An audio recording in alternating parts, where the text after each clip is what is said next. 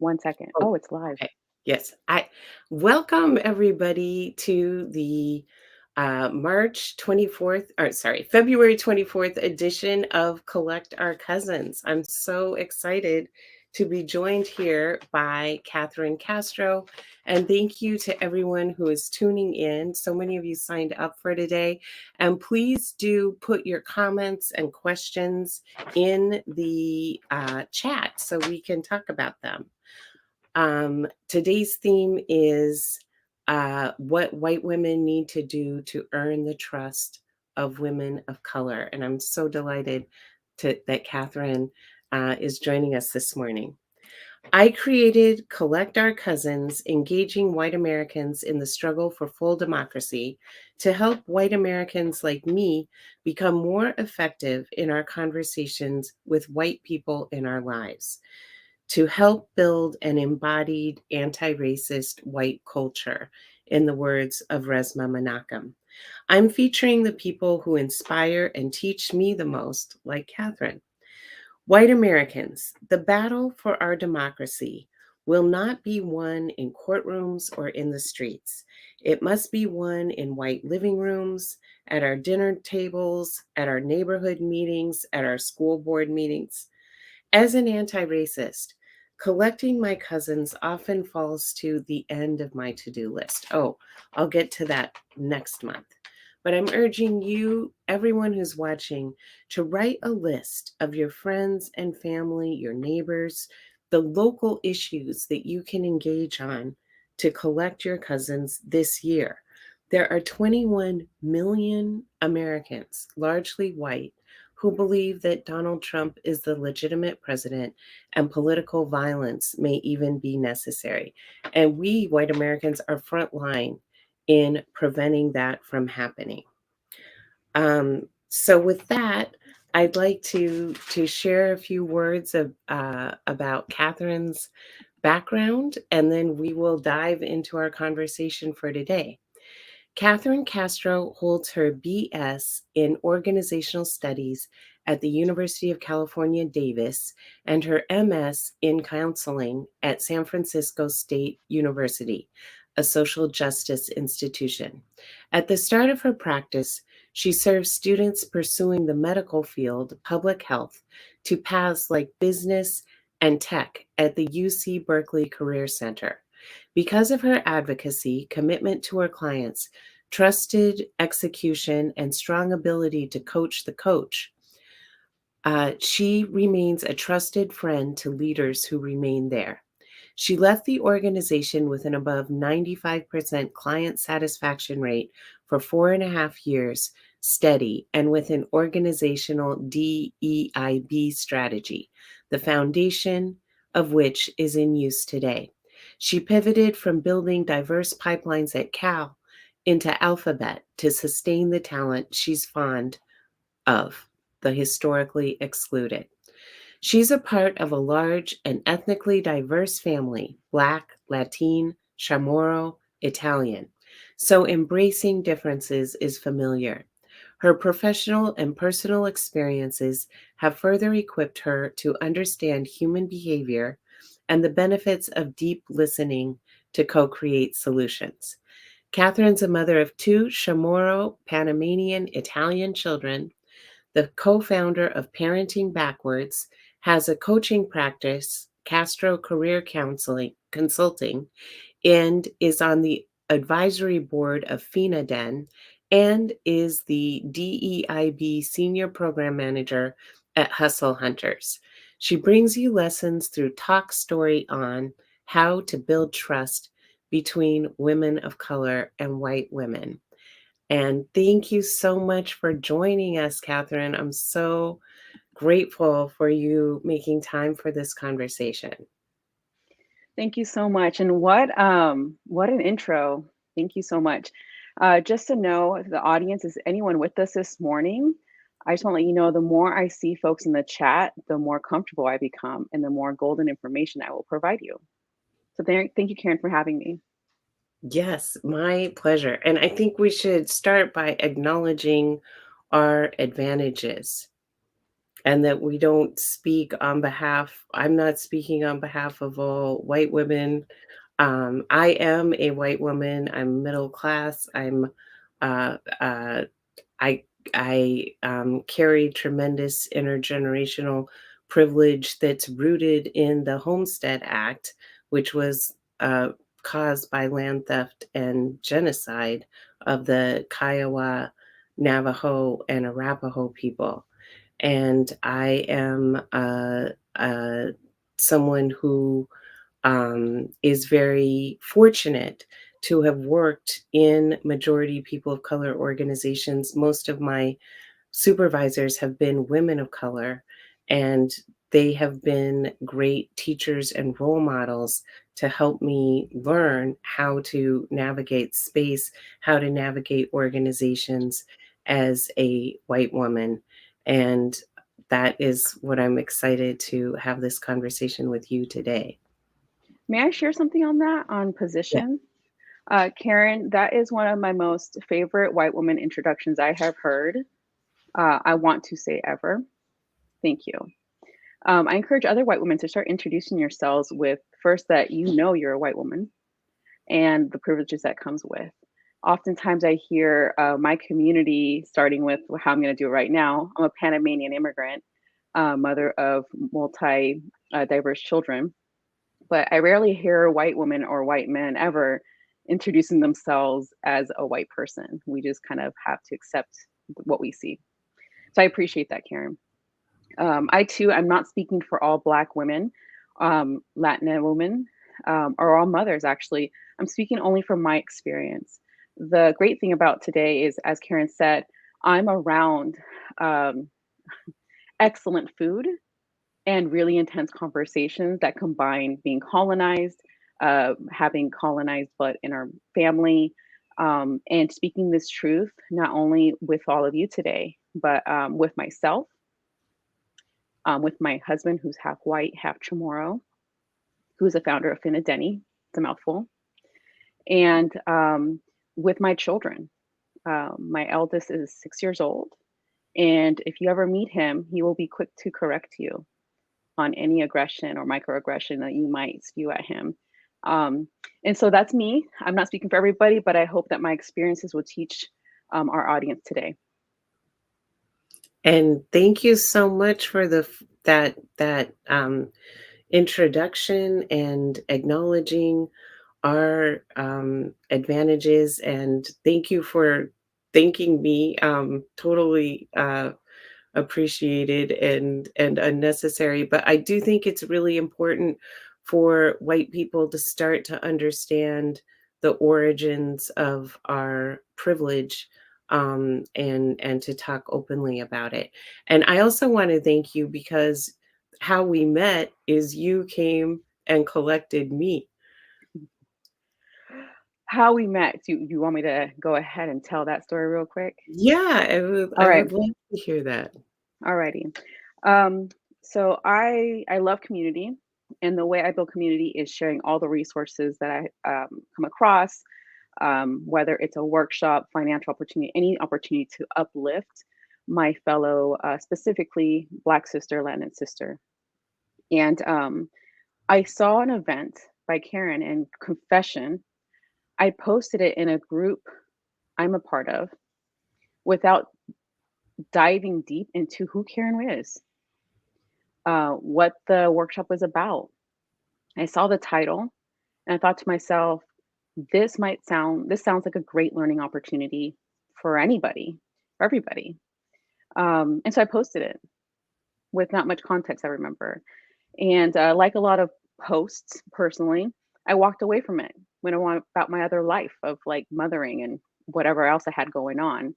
And then all of a sudden I got a whole bunch of pings. I'm like, oh, what's going on? What's happening? Oh, I'm happening. My post is happening. Mm. Oh, and the post triggered some of the community members. These are Black women from different backgrounds. We're not all Panamanian. Um, and I left the post up, even though I knew I could have done other things differently, provide context, look at the website, your website. I'm speaking of Karen. Um, there's multiple things I could have done differently, but I knew I didn't want to hide, and I knew that this was providing learning already. And so I read the comments, and a lot of folks were not fans of Karen. Um, and I could have just deleted it. I could have not gone, but I decided, you know what? A fellow cis was a part of this partnership with Karen. And for me, it's I didn't have trust with Karen. I had trust with my fellow cis. And I decided, well, let me show up to this and see who Karen is. Let me see what this is about. This is my responsibility. I posted this. I created this triggering for some members. I want to show up to this event and see who Karen is. So if I share her content again, I know what I'm sharing. Mm. And so that's how Karen and I met. Truth be told, that I think the intention was to bond with a woman of color and or Black women, like Latino women with white women. I did not bond with anyone else besides Karen that day. Wait, I don't think I thought you made two friends there. They were also they're Black women and Yes, Latino women. exactly. Yes.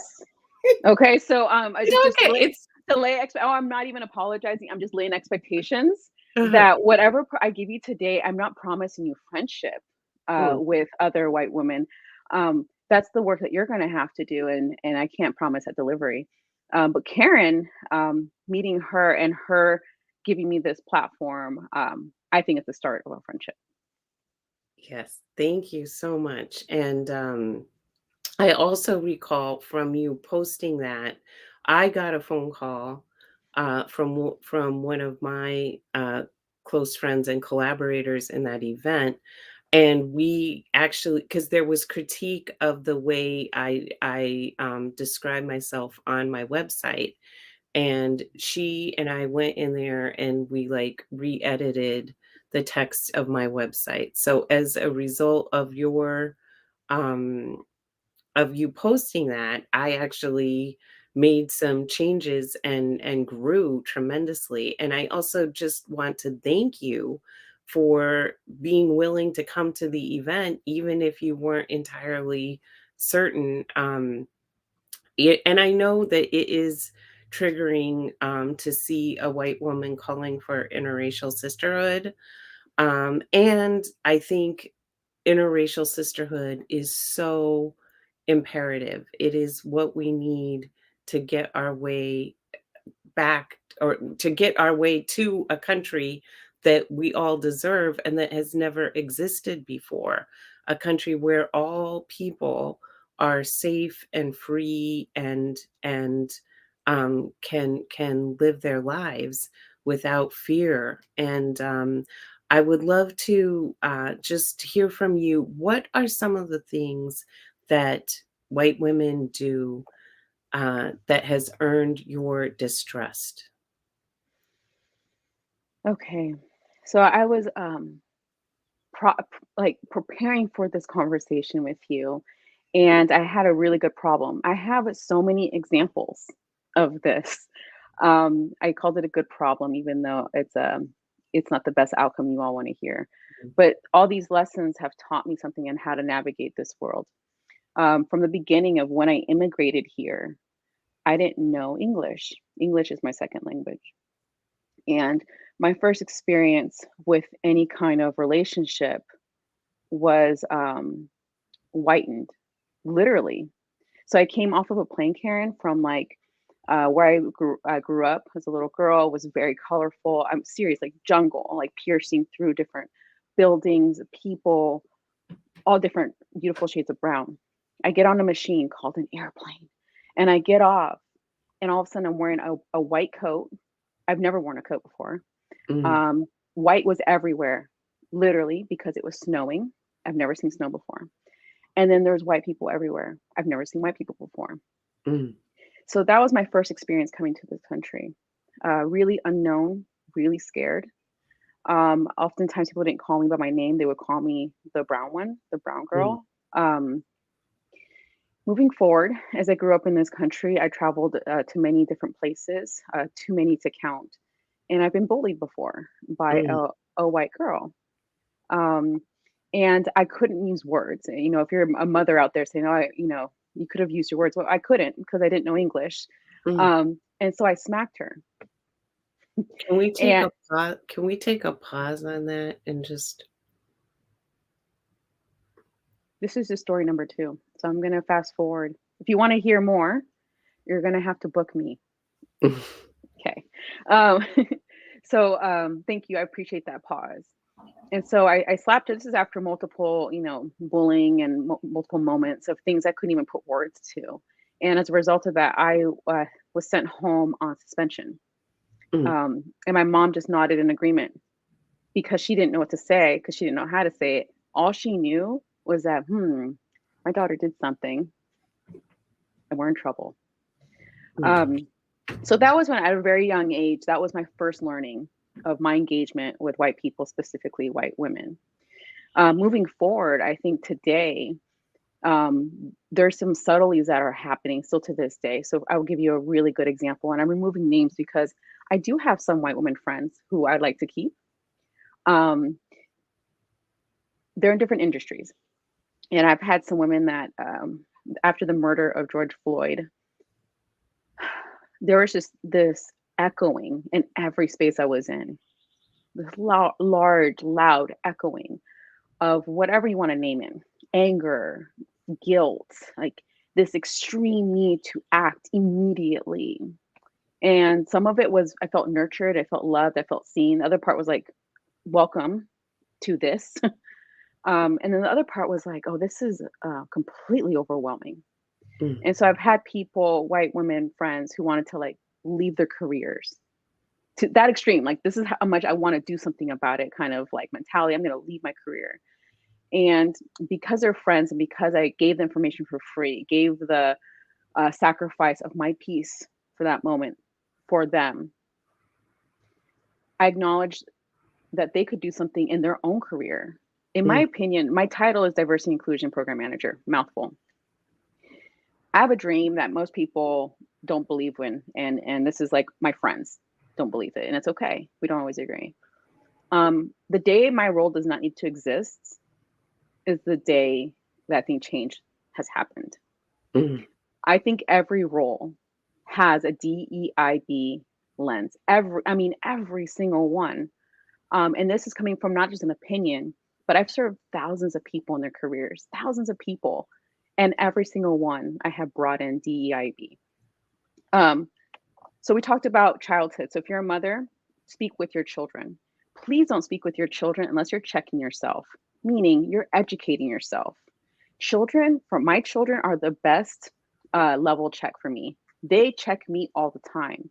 The mm, why questions. Don't ignore the why questions that's related to social justice.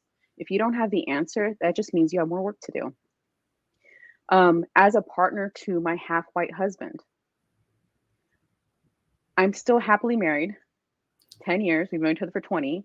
And in those years, we've had very difficult conversations, very difficult, to the point where there was one point in my life, again, if you want to know more, you have to book me, where I wasn't aware I was part Black. mm, So my partner met me as Latina, Katherine. As we got to know each other, as I got to know myself and love all of myself, I became Afro Latina. And my mm, partner over here is like, wait a minute, what's going on here? How many times are you going to change? That question has changed in, I'm going to love you and whatever you morph into. In that unpacking of learning a truth of myself, my partner understood years of accepting, oh, white privilege, and I'm mm, part of the colonized. So mm, in these spaces of white women accepting me for all the phases I have been through, those are the women that have been there for me. mm. So I'm jumping ahead. Karen, I would like to give another example. Do we have some time about how it Sure. hasn't showed up for me? Yeah. So I'm going to transition now from college to the workplace. Mm, I went to college a little bit by accident. I got caught cutting class. A counselor found me. Fast forward, I signed a paper, and all of a sudden, I started going to UC Davis. That is a true fact story. We are still friends today. Yes, wow. yeah. That A God white, bless the counselor. and we'll talk about her in the next question you have. Mhm, Um, and as a result of that, there's these white women. No, that's a lie. A white woman spread a rumor about me, saying did you hear she made it to UC Davis? I heard she wrote a sob story Mm, to get in. And the reason I heard about it is because some white women stopped talking to me, which I'm used to at this point, white women not always liking me. And I've just like, as a young person, I'm thinking, I didn't have the maturity to even know how to respond to that. I just knew that I needed to navigate my life and get to what I needed for my family and community. And when I learned about this rumor, that I'm being the new girl of 4 high schools, by the way, I'm used to having rumors mm, about me or someone. This rumor hurt the most. This hurt the most because still to this day, I remember the feeling of like, was this a mistake? mm, They must have made a mistake. I'm gonna pause there for a second. mm. I'm so. Fast forward, my now husband says, I think I want to get my master's, but I don't want to eat, I don't want to lack substance. I mean, I struggled in my 4 year program with Mm, whether it was food or like connection, or it was just, I'm a first gen college student. It was not my favorite time in life. mm, And so I did want to get my master's, but I didn't tell anyone. I told my best friend, who's now my husband, a big privilege I have. And I got to the core of why I didn't want to go. I thought maybe I don't deserve this. I applied. My husband's very persuasive. I got accepted and I called the department, a physical phone. I called the department and I double checked. Do you have the right Katherine Castro? mm, Okay, so now let's go into the workplace. The workplace, how it hasn't shown up is when the bullying, remember the little girl that I slapped? mm, That little girl followed me to the workplace, mm, except the bullying wasn't between wasn't between a little white girl to me. It was around adults. And that to me, it was nerve wracking. Simultaneously, my mother was going through bullying in her workplace. So those are the ways that white women have diminished trust between me and some white women. It's the physical actions, verbal actions, and the lack thereof, no action. Um, and I think today my least favorite, I don't know how to phrase this, the most annoyed action is avoidance to me. mm, Avoiding that you have work to do, avoiding that, and that's forever. Like mm, even white women that are doing the work, this is forever. In my neighborhood, when I go for a walk and there's all these like Black Lives Matter signs and there's chalk on the ground, the houses that continue to do that mm, every day, that matters to me every day. Not during a holiday, not during Black History Month, not just when it's convenient to teach your children. It's every day. Um, but the avoidance that the reaction of white women when it feels better to you, that's more the most annoying part that I witnessed. mm. Wow. Thank you so much for that answer, Catherine. It was it was so rich. And I feel so sorry that you experienced all of that trauma. And I love how you showed the cumulative effect that this is the same person. So so when you come into the workplace, you are carrying all those experiences and wondering what is it going to be like here. I'm going to correct you, Karen. Mm, I am very privileged and fortunate that I have gone to therapy. mm, And so actually when I show up into a space, I kind of feel sorry for white women who haven't mm, who are not aware that they have not done the work to see their truth. I feel mm, bad for you because I'm walking into a space well aware of my traumas and how I show up into the world, and how it might impact the conversation, how what you just said will embarrass you later. Um, I'm more aware than a lot of my white women colleagues. And mm, so I like to reflect that back, but again, this is just my experience. And I also honor that you are seeing my trauma.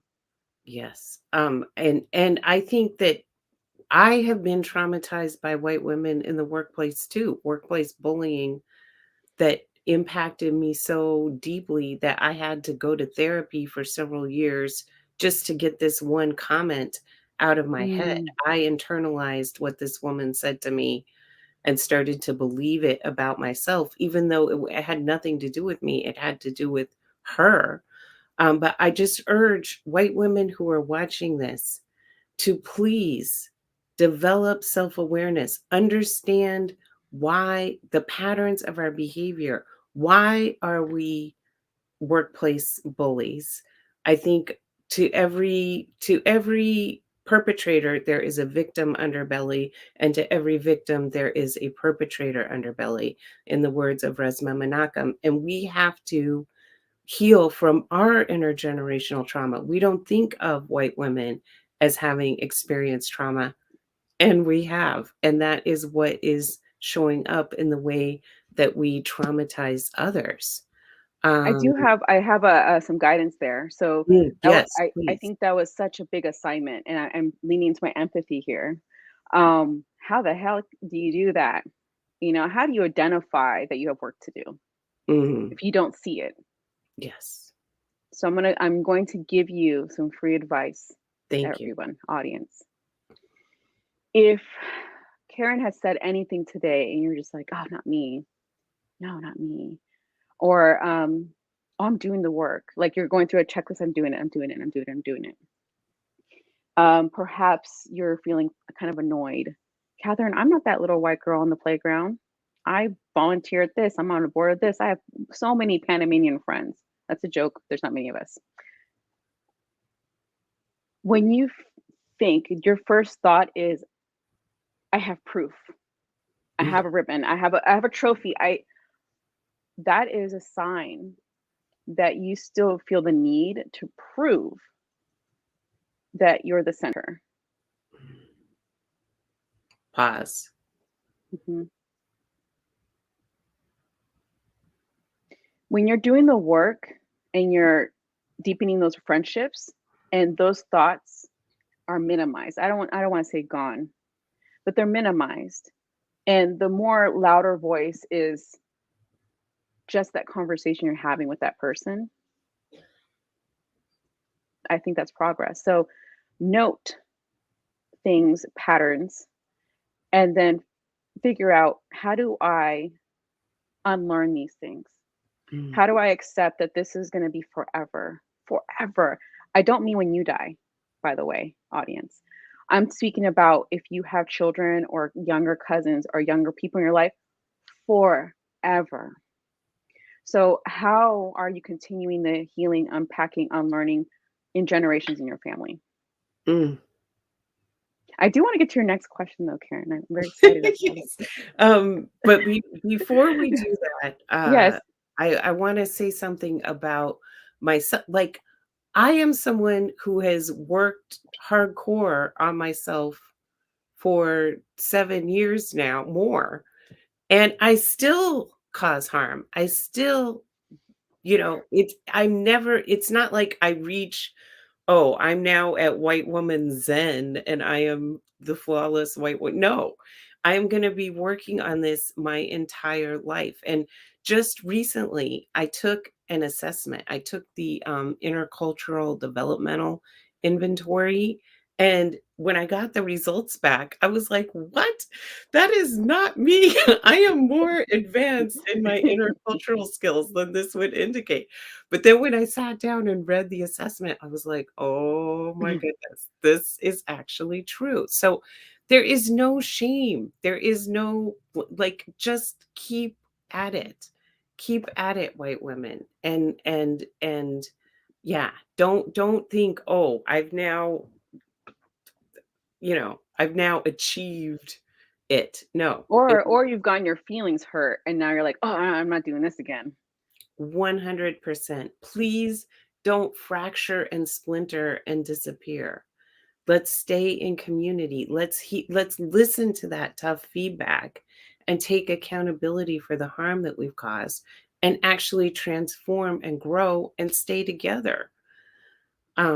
Anyway, sorry. This No, is about there's you, not about me. there it is about me. Thank you for acknowledging that, Karen. And I'm not egocentric. I'm just taking up space as a Black and Latina woman. And just even that same statement says to me, I have work to do. I'm allowed to take space. Oh, there was something you said that was so good that you nope, it'll come back to me if it's important.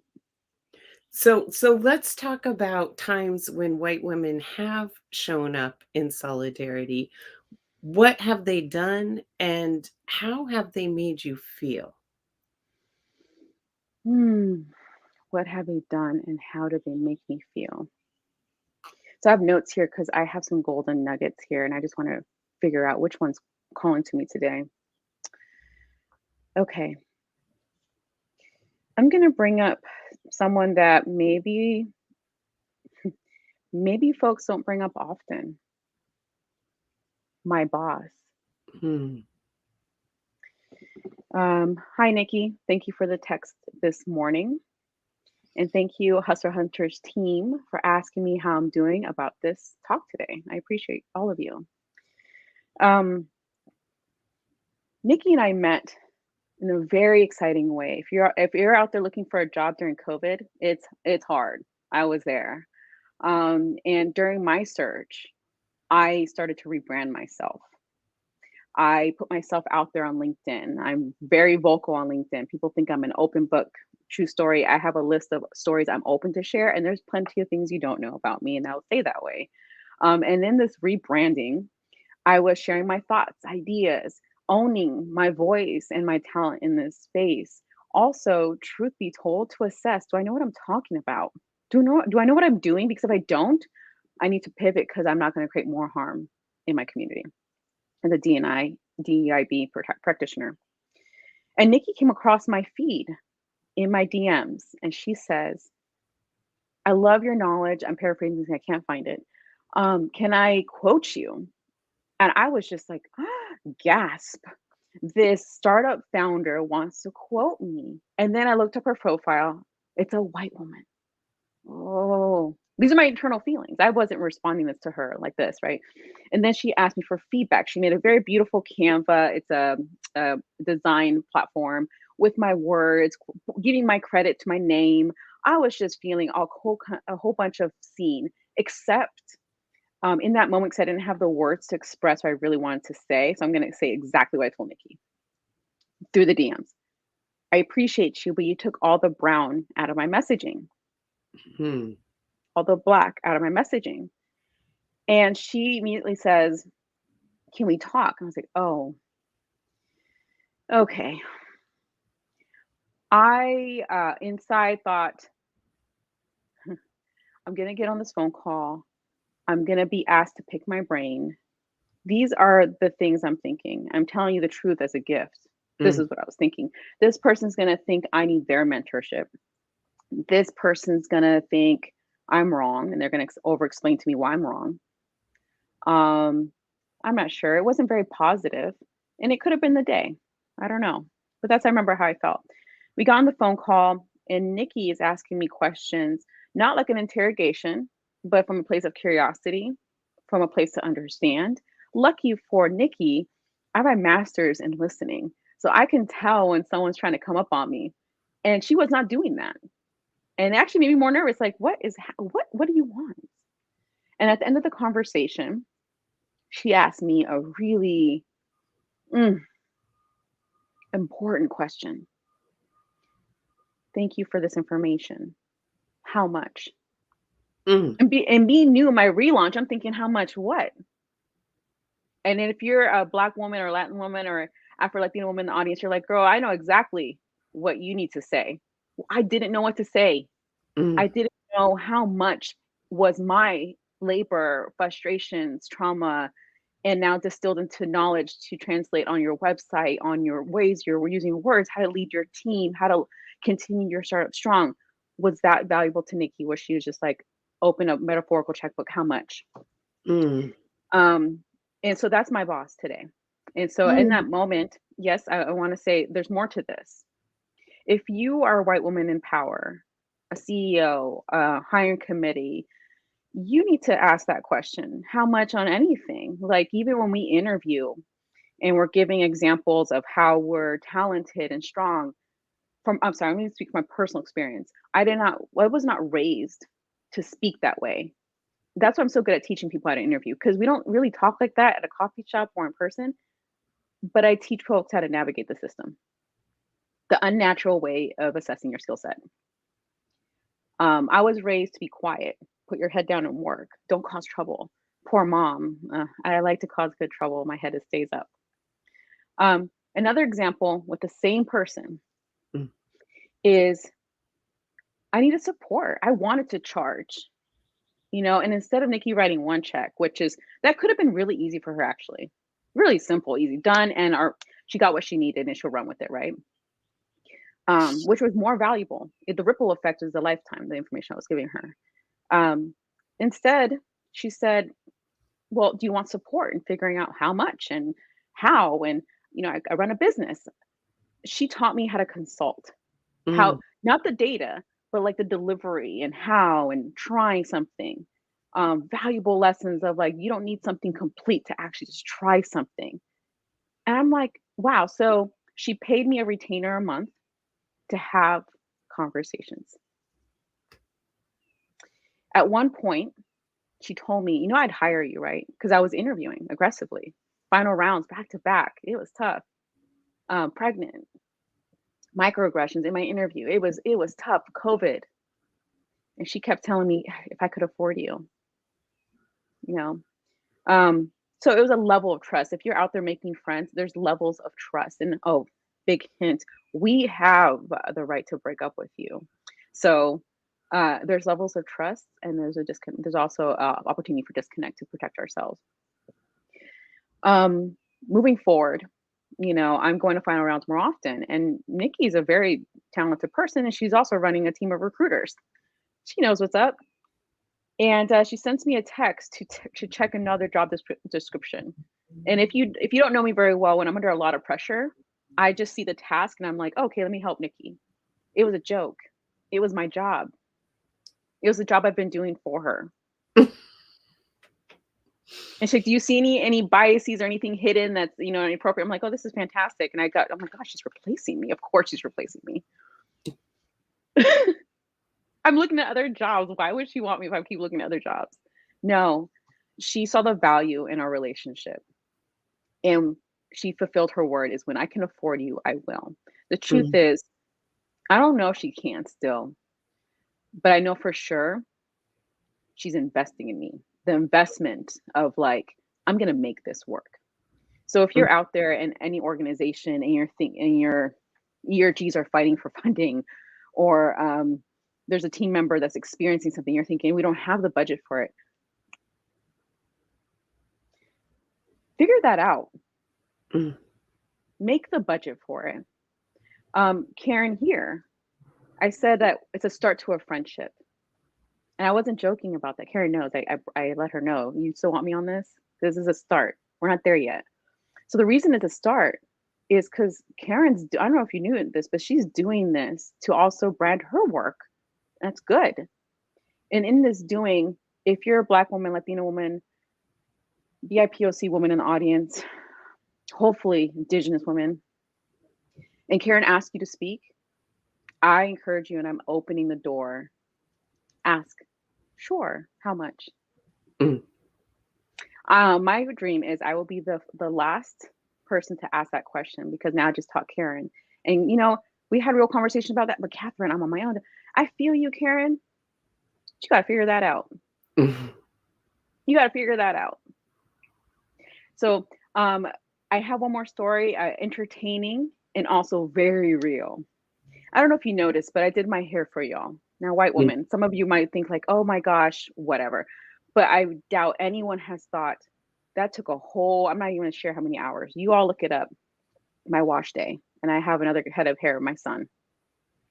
It is a ritual. A lot of Black women I speak to, um, the hidden whisper community, I love the stories I hear about hair. And it takes time to nurture hair. And it's not just hair, it's my identity. It makes me feel confident. It's like my roots, my background show in my hair. And I wasn't raised to love my hair. I was raised to straighten it. And Mm. sis, if you're straightening your hair, that's fine. We can do whatever we want with our hair. It's our head of hair. But I was taught just to straighten it. And thing is, I like variety. I like doing everything with my hair. But recently, curly has been my favorite. Um, that said, how the hell does this connect to today's conversation? So upon my onboarding with Nikki, my full-time role now, still enjoying it, by the way. Um, I had something on my calendar. It was like for 3.5 hours at a hair salon that is impossible to get a regular appointment. How does it feel, y'all, to make a call and then walk in? I don't Mm. have that experience. I Mm. have to wait maybe 30, 60 days to get into this appointment because there's not many folks that know how to work with curly hair. Like actually leave the salon feeling like, oh, this person knows what they're doing. Mm. That is rare, and the price point on that because and good for them because they're rare. They charge a lot of money. Oh my goodness, it costs money. On my calendar, this appointment, and my first day full time with Nikki, we started. We went back and said, okay, this is your first conversation with me. I want to make sure you have an onboarding experience. Thank you. Okay. And she's like, what's on top of your mind? And I'm sure it surprised Nikki because I'm very like tactical. I want to think about strategy, like what are your experiences, 30, 60, 90. But y'all, I've gotten to know Nikki for a year. I know a lot of these answers already. But I wanted to address the fear I had to move my work. And that was my hair appointment the same week I started. I am not canceling this appointment. I thought so. I'm like, wow, I'm so stressed out over a hair appointment. Mm. This is not good. This is not good. So then I brought it up to her and I was, oh, she's gonna laugh or something. She didn't laugh, but she was a little confused, like, and luckily I consulted Nikki for about a year. And so in the confusion, she didn't like laugh at me or anything. She held it in and I think she processed, like, what is this? Okay. And then she went into like showing me her calendar. She has a nap blocked on her calendar. She has her daughter on her calendar to showcase, look, I have personal stuff too. Mm. Really great intention, right? Really, but it didn't land what I didn't get what I still needed. So I went in again. A year of trust, a Mm. year. And we've met physically one time. Mm. Physically one time. I said, okay, okay. And then she showed me a dentist appointment, which is a lengthy appointment. Okay. I need something from you, and it's also going to be a lesson for you. And she says, okay. It's like when our team looks at your calendar, the CEO, the founder, and sees dentist appointment, nobody's going to ask anything. No one's going to ever question your integrity, your work ethic, nothing. But if they look at my calendar and it says hair appointment, it will not have the same weight of value that your dentist appointment has. So what started off as I want to be a good employee and not take up time for personal stuff turned into a DEIB lesson for both of us. Mm. In order for me to stay in trust with Nikki, she honors my hair ritual deeply. Honors it. She didn't expect me to work during it. I did because I wanted to. She asked me, "This is a barrier to your success as an employee?" And I said, "Absolutely. If I don't have I'm okay." And she asked me that because this is the question she would ask all the employees. Is this not happening a barrier to your success? Mm.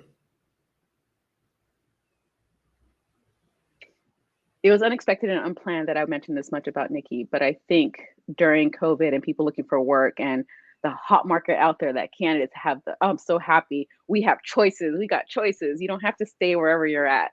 Like also what women, you have choices to be different during this time. Yes. Yes. I heard I think it was Jennifer Kim post that it's not the great resignation, it's the great revelation. Yeah, I saw that too. Yes, that we can be different, folks. And I hope folks are listening. Thank you, Kim, for your comment. Thank you. And Iris, always so good to see you. Thank you for joining so consistently. I would love But to meet these folks. yes, yes. And also, did you want to post your Venmo? Oh, yes. Oh, I have an outrageous idea, audience. Um, it is Catherine dash Castro, my Venmo account. Now, why am I sharing that? Anytime you see a BIPOC woman speak, even if they're paid, it is okay to tip your presenter. Tip us. I am personally trying to unlearn that I don't deserve wealth, that my family doesn't deserve generational wealth.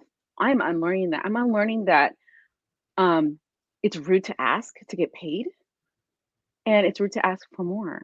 So that's my Venmo account. I encourage tips. And what would make me even more happy is this becomes part of your practice, that you always ask for someone to tip. I have a Black female friend. I always offer to tip, and she's like, no, no, no, no. But it's just in my style, personally. My boss is in the chat, shocking. Um, I encourage all women, all people to think about like, I just received this information for free. You can repost me, you can tag me, that's great. But honestly, get creative. If I keep saying the same thing, I get very, very sad and kind of bored. And I thank you for the 3 emojis. Yes, Nikki, yes, please. Um, I know I noticed time, Karen, and I have something. And I don't know if I can weave it in. Yeah, I, weave it in. okay. I do, yes, and then I'll make some closing announcements. Are we making time for questions? None have come in, and I do Perfect. like to end by 50 minutes. So, Okay, let me make it really quick. mhm, I need your help. Can you please read the prompt that you sent me about what happened to your friend, unfortunately, on the subway? And yeah, then I have a action plan. If you're listening, write this out. Um, and if you contact me to how to execute, you would have to ask the beautiful question, how much? Okay, thank you. yeah. Okay. This was posted by a friend of mine on Facebook last week. Last night, I was verbally attacked and physically threatened on the subway by a man screaming, "You black NC," over and over with escalating violence. He was unwell. He was black. Everyone else in the station at that time was white. They behaved as though both he and I were invisible. I'm not as okay as I want to be about everything I just said and the things I didn't. Karen, the person that posted this, are they a Black woman? Yes. Okay. Karen asked initially, and we didn't check in about this. This is raw, which is exciting. Um, what should white women do in this circumstance? I thought Mm, about it, and you know what? It was giving me a headache. I thought to myself, this is your job. mm, And as a gift, here are some steps I highly recommend. mm, This series are called Collect Your Cousins. So mhm, actually do that. mm, You all collect your cousins, gather and figure it out. Use this prompt as an opportunity to figure out what could we have done. mm, Next, gather feedback from folks that want to give it to you. mm, Make a project out of it, maybe a Canva post. I love Canva. And put it somewhere, put it everywhere. Make posters of it. You know, mom groups who posters everything everywhere. And ask for feedback. Then you will pay for that feedback. How mm, are you going to pay all that feedback? Well, okay, let's get creative. Create a raffle, and maybe you pull 5 names out and you give them $1,000 Amazon gift card. mm, Pay for that feedback. Look at the feedback and listen to it, and then try some of those action items out in real life, and then accept that you might fail, and then do it again. That's what I encourage you to do with that prompt. yeah. You all figure that out. Thank you. Thank you, Catherine. That is amazing. I mean, you have dropped so many gems in this. Thank you so much for all of the wisdom you have shared. And in closing, I want to recognize that we'll be back on March 3rd with actually Dominique Hollins, our Oh, mutual wonderful. friend. So I'm super looking forward. March 3rd, 8 a.m., streaming live from Racy Conversations page. And in closing, Katherine, I just thank you so much for coming on. I just have one final question. If you could wave a magic wand and get white people to either stop doing something or start doing something, what would it be and why? Mm, stop using holiday time, birthday time. I'm speaking to the white cousins with cousins from of PIPOC people and ignoring what's actually happening. Mm, Stop using comfort for yourself. Define community and own it. Community doesn't always mean we're actually going to be friends. mm, It doesn't. Accept that. Community doesn't always mean you're going to be the favorite family member. mm, And so please stop. And instead, use those opportunities to challenge the hidden cultural norms in your own families, in mm. your own circles. You know they're there. They're there when you're comfortable because you don't have to talk about it. That's right. And so that's what I would ask. Actually, it's not even a magic wand. I'll have a bigger one next time. That is just a very doable action that Mm, everyone can do. Um, and I hope at that next holiday gathering, you ask yourself, what is one thing I'm going to do different? Maybe bring an item, a food item that is not typical of that meal. So something small, create conversation. What is this type of rice? I've never seen this type of rice before. Create mm. those conversations. Thank you. Thank you so much, Katherine. I cannot thank you enough for all the gems you've shared. Your Venmo is posted in the comments. Thank you to everyone who tuned in today. Really appreciate it. I learned so much, Katherine, and I'm gonna take what we talked about here and apply it in my life. And I loved your response to the question uh, about what we need to do in response to my friend's Facebook post. And Karen, remember, we have a lunch date. Yes, Y'all, definitely. she's paying me. On Yeah. me. Yeah, that's right. We have a lunch date. Thank you, everybody. Thank you. I Bye. appreciate you tuning in. Thank you, Kai. I, Okay. I appreciate Have a you. great week, everybody. Bye. Bye.